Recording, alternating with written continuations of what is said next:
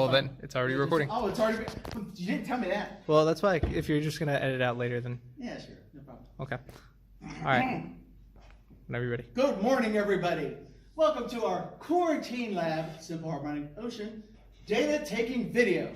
In this video, we will be taking the data necessary for you to analyze the simple harmonic motion.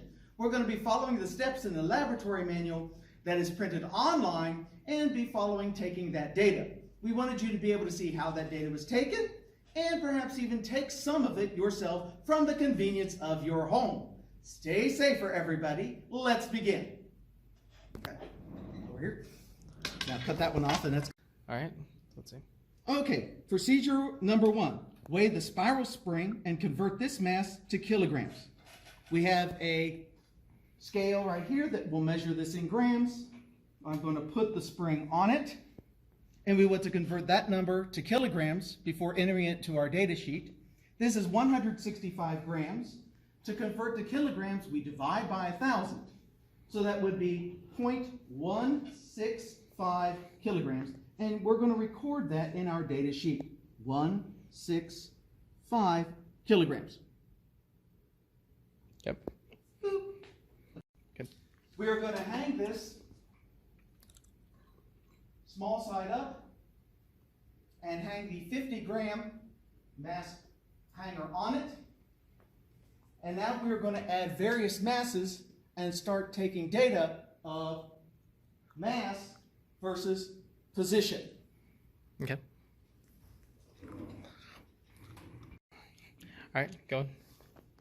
We want to choose masses that will work for us on the spring so that we don't stretch it too far. Most masses under 300 grams will work, and so we're simply going to choose some easy ones to create. The mass choices we will have are 50 grams, which is the hanger all by itself.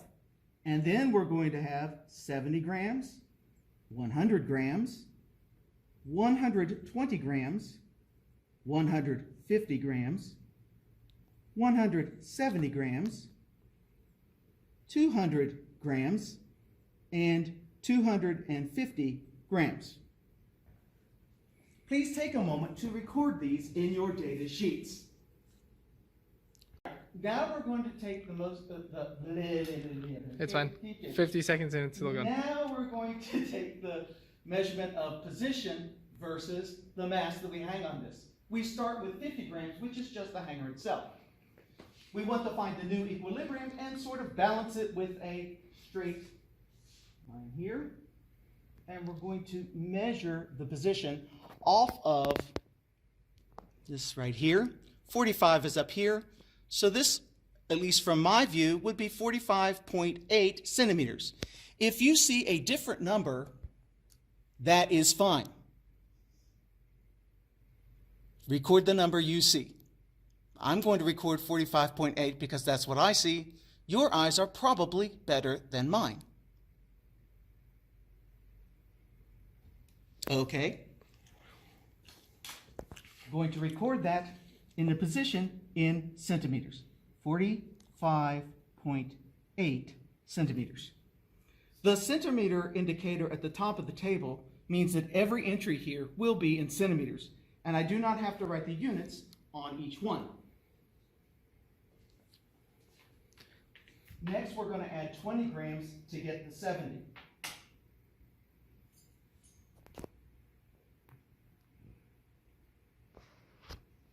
And once again, do the procedure.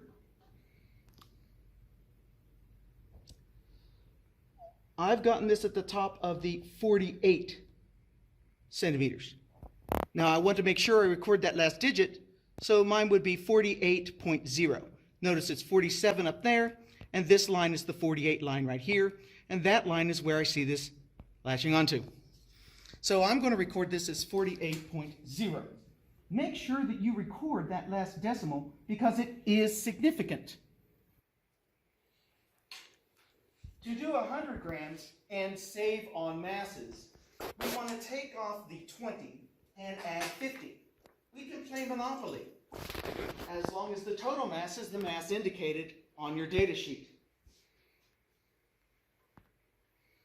I am seeing this one as 51.4 centimeters, maybe a little less. Okay. Sheet over here so I can record it as I go. So 51.4 centimeters for 120.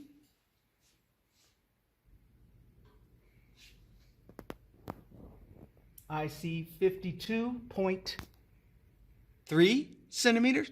No, I'm sorry, 52.8 centimeters. No, I was wrong again. 52.7 centimeters. Up here's the 52 line. That's 52.5. Down here is 52.7.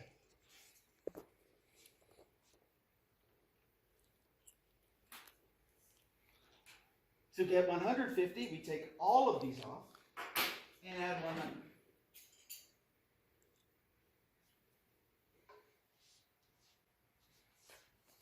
Then I take the data again by lining this up. I get 56.3.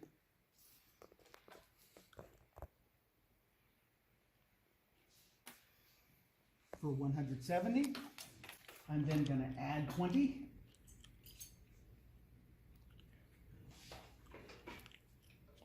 To line this up, find the balance.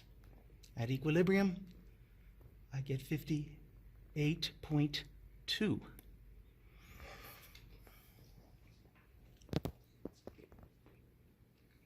200, I'm going to take the 20 off. At 50, so here we have a total of 50, 100, 50, and 200 right there. Now I get the line to be 61.3. And finally for 250, we can take this 50 off, add another 100 to it.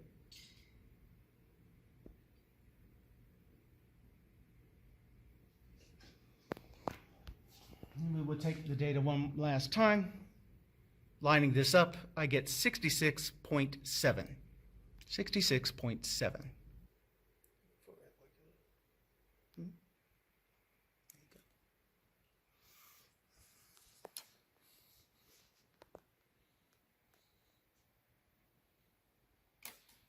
Okay, we have finished our data for the mass and position.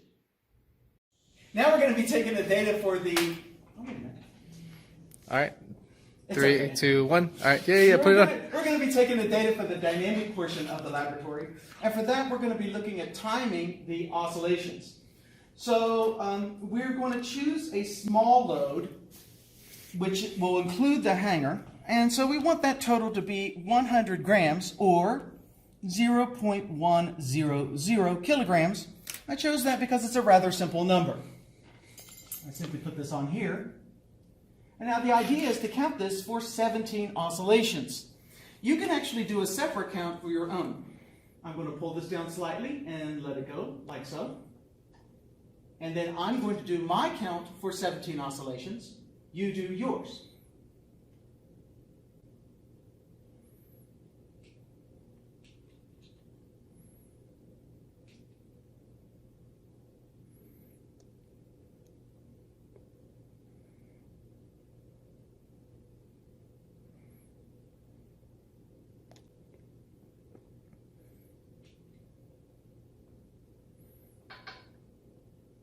I got 13.58 seconds. I'm going to record that in the total time.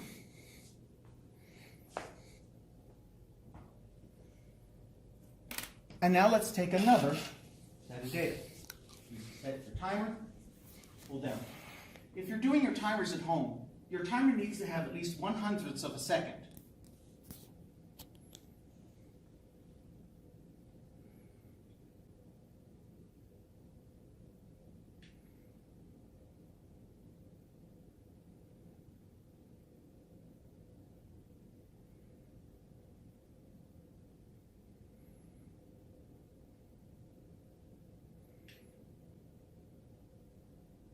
This time I got 13.47 seconds.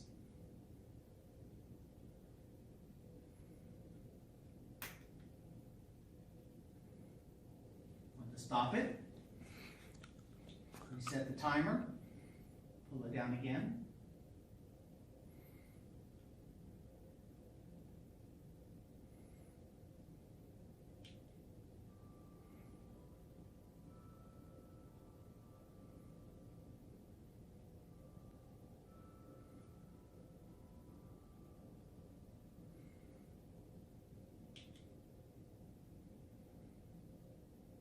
This time I got 13.53 seconds.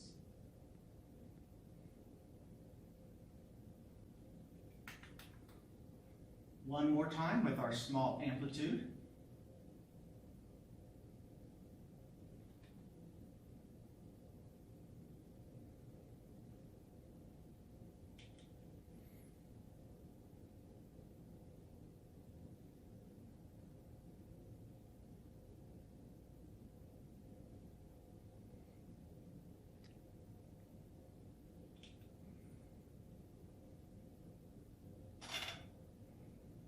This time, I got 13.65 seconds.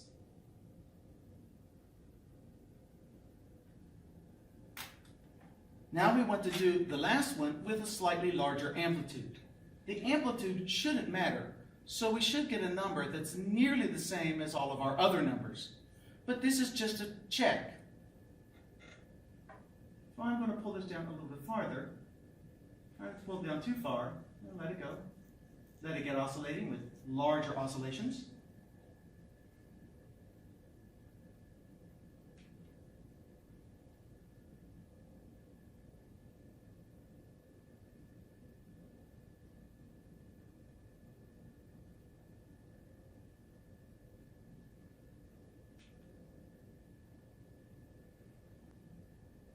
And this time I got 13.41 seconds.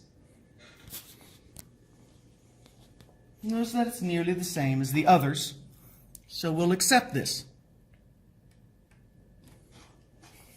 For our large load, we will choose 200 grams or 0.200 kilograms. We do that by adding 150 to the 50-gram hanger. Now we're going to repeat the timing procedure for 17 oscillations using the large load. We start by pulling it down a small amount.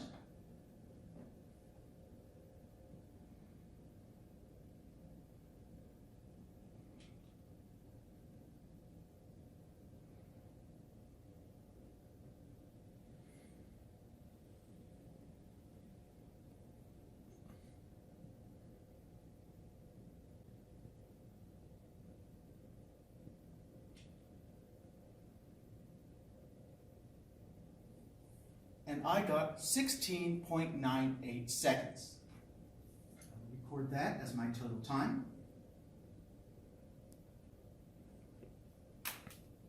Stop it. Pull this down, reset my timer. Pull this down a small amount, let it go, and do it again.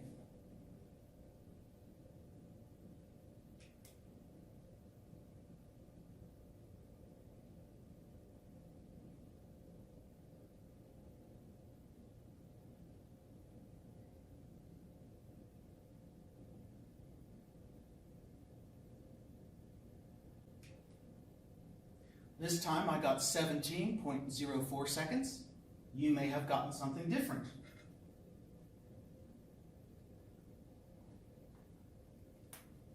I'm going to stop this. Reset my timer. Once again, I'm going to pull this down just a little bit. Let it go.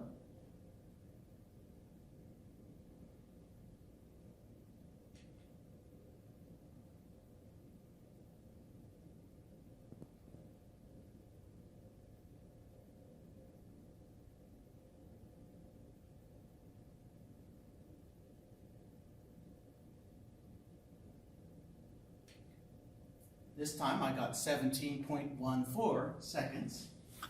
You may have gotten something different. Notice, by the way, when I do time this, I'm using a technique where I wait till I get a little bit of rhythm so I can anticipate when it's going to start down here. I don't start immediately because that's really hard to time. Just a FYI.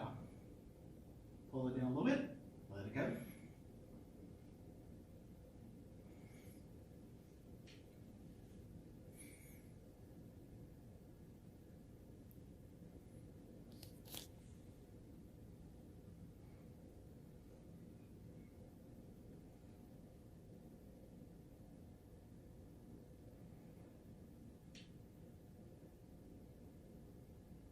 And this time I got 17.08 seconds on my total time. Record that in my data sheet. And now I'm going to do my fifth trial. Remember, for the fifth trial, you want to pull it a little bit farther down, because even though we expect the amplitude to be the same, we would still like to test that. We'll pull this down a little bit farther and let it go.